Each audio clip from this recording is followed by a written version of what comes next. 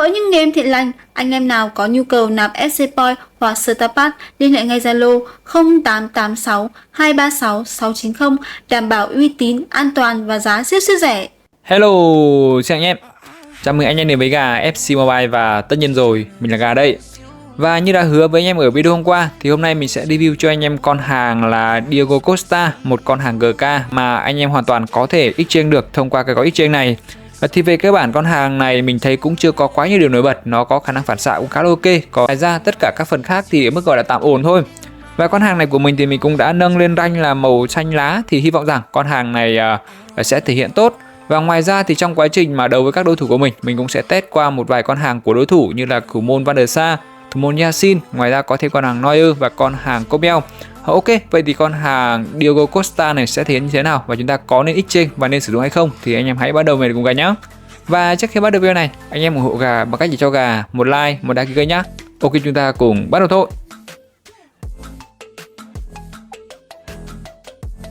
Ok, và đầu tiên để có thể trải nghiệm được con hàng này thì mình sẽ đá khoảng 5 trận và trong quá trình đấy thì mình sẽ phân tích từ tình huống 1 nhé.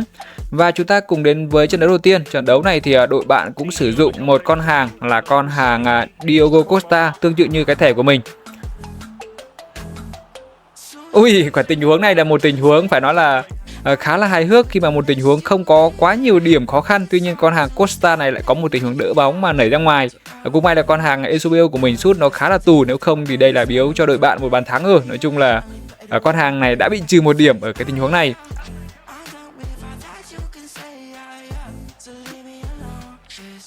Ok. Và tiếp theo tình huống này thì phải nói là khó rồi, tại vì là đa số các tình huống mà tại cả nhánh đầu thì thủ môn khá là khó cản phá. Tuy nhiên là nếu như mà trong một vài tình huống con hàng Van der Sar có thể cản phá được những quả này nhé. Còn với những thủ môn khác thì cũng hiếm khi thủ môn có thể đỡ được. Và tình huống này thôi thì chúng ta không thể trách được con hàng Costa khi mà quả đánh đầu của Drogba là một quả mà cũng khá là hiểm.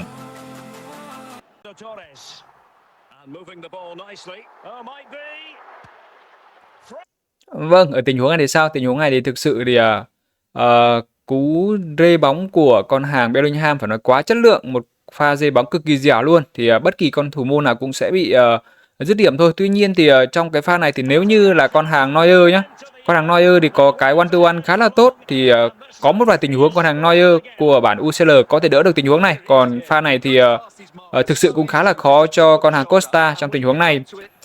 Và ngoài ra thì ở hai tình huống cuối này thì chúng ta thể hiện con hàng này có khả năng đứng ở vị trí cũng khá là tốt. Đây, tương tự là một pha sau nữa.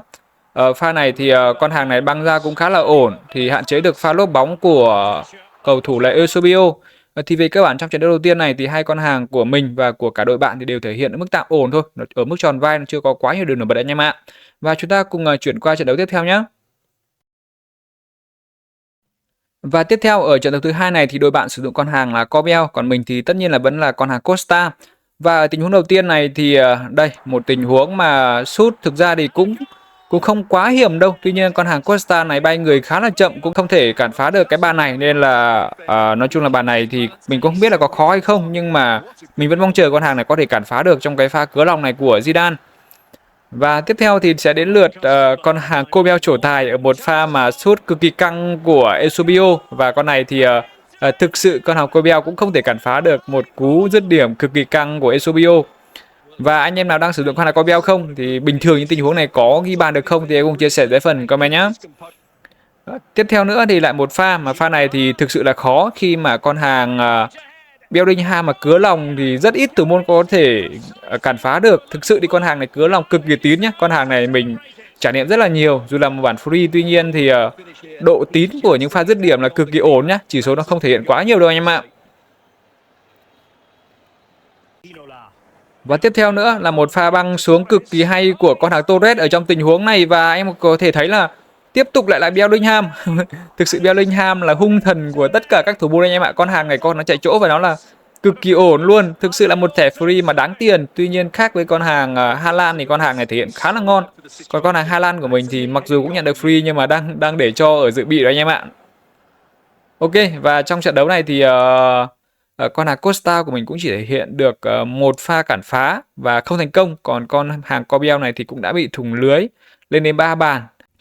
Tiếp theo ở trận đấu này thì là một đối cực kỳ căng nhá, chính là con hàng Yasin và hiện nay đã nâng lên rank là rank màu xanh lá và có training là 10.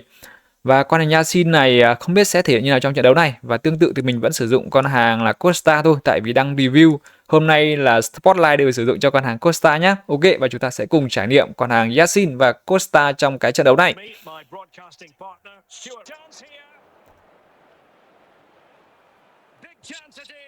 Ui trời ơi, thực sự pha này là một pha đáng tiền của Yasin. Anh em có thể thấy là một pha xử lý cực kỳ ngọt của Morientes rồi. Tuy nhiên là Yasin đổ người vẫn được ạ.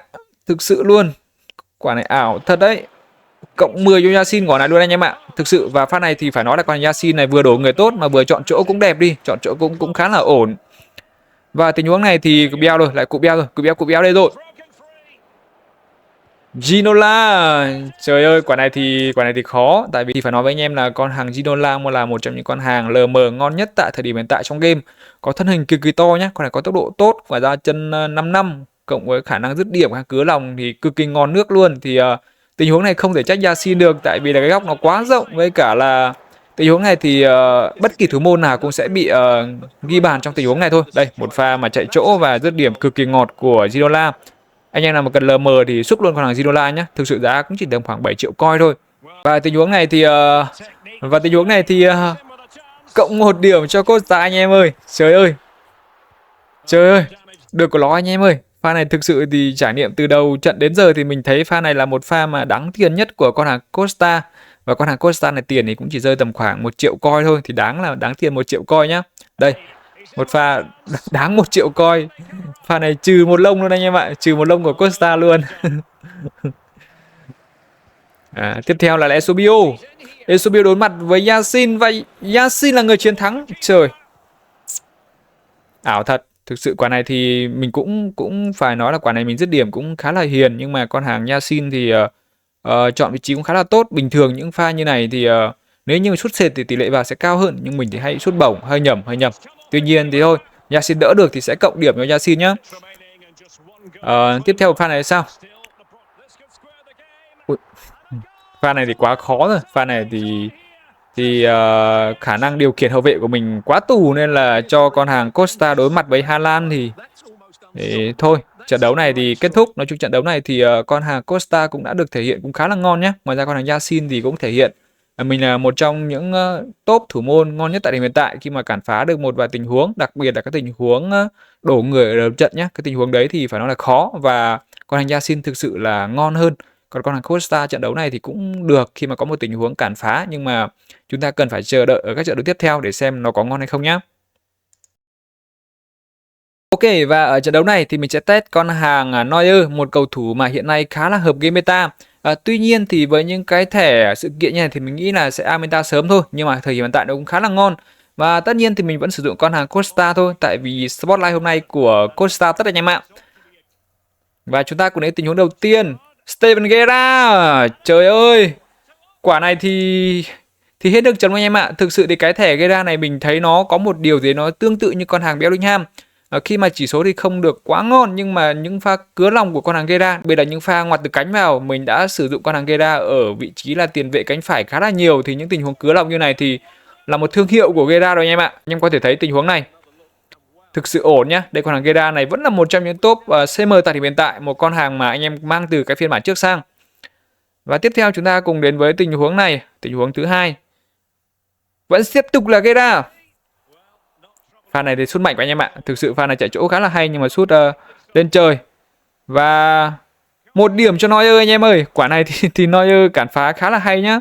Thực sự luôn, quả này thì Neuer cản phá được đấy, nhưng mà cũng phải nói là con hàng Frimpong của mình thì nó đã ở vị trí RB thì cũng không hẳn là một con hàng ngon. Ở chỗ này mà con hàng Gerrard thì chắc là lại 2-0 cho mình rồi. Đây, một pha cản phá phản xạ khá là nhanh của con hàng Neuer. Và ở trận đấu này thì không có spotlight nào cho con hàng Costa cả, tại vì đội bạn không tấn công được. Rất tiếc là trong trận đấu này thì mình không có những tình huống 1 đối 1 để có thể test con hàng Neuer. Tuy nhiên thì ở trong hai tình huống cứa lòng thì cũng cản phá được 1 và thủng lưới 1. Ngoài ra thì 1-1, nói chung con hàng này cũng là một con hàng ngon. Mình nghĩ vẫn là một con hàng ngon ở thời điểm hiện tại của vị trí GK nhé. Ok, và ở trận đấu này thì mình sẽ đối đầu với con hàng là Alex Ramiro, và mình tương tự vẫn là con hàng Costa thôi. Và trước khi vào trận đấu thì mình hơi spoil một chút, để cho trận đấu này là một trận đấu ăn hành toàn tập của con hàng Costa nhé. Và chúng ta sẽ cùng xem, phân tích một vài tình huống xem con hàng này tại sao lại ăn hành nhé. Ok, và đây là một pha mà sút phạt cực kỳ ngọt của con hàng Mostovoy và thực sự khó cho con hàng GK. Tuy nhiên thì khi phân tích thì em có thể thấy là đây, khi mà chọn vị trí nhá, đây con hàng đây chính là con hàng đây, con hàng Costa này đứng thực sự nó đứng nó không chọn vị trí nó cũng không quá ngon. Nếu như con hàng Van der Sar nó sẽ đứng vào đây này. Nhưng con hàng này nó kiểu như thủ môn ngoài đời ấy, chúng ta đứng ở đây để nhìn góc rộng. Tuy nhiên là với những tình huống mà sút phạt mượt như này thì thực sự là chịu. Anh em có thể thấy là đây, con hàng Ferdinand cũng đã lừ rồi, tuy nhiên là không cản phá được. Tiếp theo thì ở tình huống thứ hai là một pha mà 1 đối 1 nhá. Đây, một pha 1 đối 1 và tốc độ cực kỳ nhanh của Torres, và con hàng này lao lên thì không có bất kỳ một phản xạ gì cả, không có đổ người, không có xoạc bóng, cũng chẳng có làm gì cả. Đây, thực sự thì đến trận đấu này thì mình cảm giác con hàng này cũng đã lộ ra hết tất cả điểm yếu, phơi bày hết tất cả điểm yếu là chọn vị trí này, khả năng 1 đối 1 này. Thì khả năng nổi bật của con hàng này theo chỉ số chỉ là khả năng phản xạ thôi. Và tình huống này thì một pha cứa lòng ngọt của Bellingham. Như mình đã nói rồi thì con hàng Bellingham này thì cứa lòng thì cực kỳ tín luôn. Những góc như này thì 99% là vào, và kể cả bất kỳ thủ môn nào cũng vậy thôi. Tiếp theo ở pha bóng này thì đây, thực sự pha bóng này thì mình cũng không biết là phải nói gì về con hàng Costa nữa. Ở pha bóng này thì tất cả mọi điểm yếu của con hàng Costa đều được phơi bày. Anh em có thể xem lại cái tình huống quay chậm nhé. Đây, con hàng này chọn vị trí cực kỳ kém. Anh em thấy là trung vệ đã be rồi, tuy nhiên con hàng này vẫn không hiểu lao ra làm cái gì cơ chứ. Với cả là đây, ui, thế là trừ toàn tập luôn, trừ hết điểm luôn. Và sau trận đấu này thì mình đã có một quyết định táo bạo. Tuy nhiên là ok, chúng ta trải nghiệm nốt xem con hàng Bellingham này thể hiện rất tốt trong trận đấu này nhá. Mặc dù con hàng này đã ghi cú đúp nhưng mà do công làm thì thủ lại phá, nên là trận đấu này mình đã thua với tỷ số là 3-2. Và ngoài ra thì có thể nói là mình review luôn con hàng Bellingham cũng được. Con hàng này thực sự trong các trận đấu của mình thì đều ghi bàn khá là nhiều, đặc biệt là cứa lòng chạy chỗ thì khá là ổn. Ok, và trận đấu này thì là một trận đấu mà trừ hết tất cả các điểm của con hàng Costa. Và chúng ta sẽ cùng đến với trận đấu cuối cùng, trận đấu khi mà chúng ta gặp con hàng Van der Sar, một trong những thủ môn mà cũng khá là tín thời điểm hiện tại nhé. Ok, và tiếp theo trận đấu này sẽ là show diễn của Van der Sar nhé. Mình thì quên mất là quay cái đoạn đầu nên là chúng ta sẽ vào trận đấu luôn. Và chúng ta đến với tình huống đầu tiên. Anh em thấy là Ginola tạt bóng cho con hàng Morientes và một pha phản xạ cực kỳ hay của Van der Sar. Thực sự con hàng này thì không phải tin đồn đâu anh em ạ. Nó cản phá cực kỳ ngon nhé. Đây, một pha mà cản phá và nó khá là ổn. Tiếp theo đến với tình huống thứ hai luôn đi. Tại vì pha đầu tiên chúng ta cũng đã quan sát được rồi. Ở tình huống này thì đánh đầu cũng khó. Nhưng mà đánh đầu thì được cái thì con hàng này chọn vị trí khá là hay nhá. Mình thấy con hàng Van der Sar ở tình huống này đứng ở giữa goal. Tuy nhiên là Morientes thì là một trong những con hàng tiền đạo mà có chỉ số đánh đầu thì thuộc cái dạng top đấy. Nhưng mà mình thấy nó lùi khá là sâu. Tiếp theo nữa chúng ta cùng đến với tình huống này. Tình huống này thì một pha tiếp tục lại là cụ Beo anh em ơi. Lại là cụ Beo rồi. Cụ Beo có ghi bàn hay không? Anh em dự đoán đi, pha này có ghi bàn hay không? 3, 2, 1. Chúng ta cùng tiếp tục xem có ghi bàn hay không nhá. Trời ơi, đúng như mình nói, thực sự con hàng này thì phải nói độ cứa lòng của con hàng Bellingham thì hết nước chấm luôn. Anh em đối đầu anh em đừng bao giờ cho con hàng Bellingham này có góc sút, thực sự thì nó quá là tín anh em ạ. Mặc dù là Van der Sar, Yasin, có Bell hay là Neuer đi nữa thì cũng đều chịu với pha cứa lòng của cụ Bell đây anh em ạ. Ok, đây một pha phối hợp mà mình thấy cũng khá là hay. Đây, một pha cứa lòng cực kỳ ngon nước của Bellingham.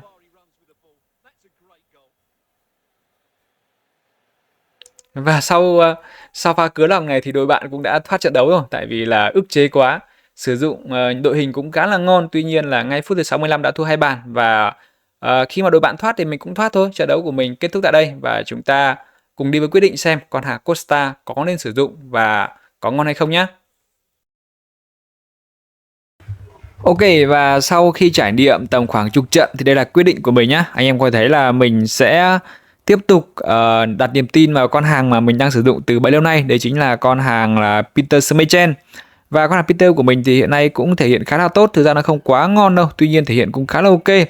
Và với số phận của con hàng Costa này thì sẽ mang lên chợ bán. Và hiện nay mình bán được tầm khoảng giá 2,1 triệu. Thì nó cũng gọi là có kinh tế. Tại vì là khi mình mua một con có euro gốc về thì mất tầm khoảng 1,5 triệu, và sau khi nâng cấp lên mình bán được con này thì giá rơi khoảng 2,1 triệu thì lãi được tầm khoảng 300. Nói chung là con hàng này thì cũng là một con hàng chơi để vui thôi, còn nếu như ảo thì mình thấy nó cũng chưa quá ảo đâu. Và anh em có muốn mình review thêm con hàng nào không, anh em hãy để lại ý kiến dưới phần comment nhé. Và đây là kênh gà FCY 2.0, kênh phụ của gà chính, do đó thì hy vọng rằng anh em vẫn sẽ ủng hộ hai kênh của gà. Còn bây giờ thì cảm ơn anh em, see you soon, yeah.